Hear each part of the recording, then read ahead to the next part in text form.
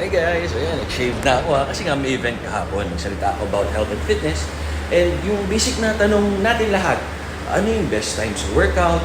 Anong best exercise? Anong best diet? Ang pinakasagot dyan, yung gagawin nyo, yung pasok sa lifestyle nyo.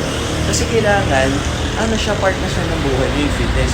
Hindi yung porket may goal kayo next week na mag-beach tayo sa napakagandang lugar or may wedding, kailangan pumayat, or may pictorial na kailangan macho or sexy, and then after nun tapos na. Kasi yung rebound nun, mas malupit, mas magsusstore tayo ng fat, mas lalong magugulo yung metabolism natin. Pero kaya naman yung mga crash diet, lahat ng diet nag-work.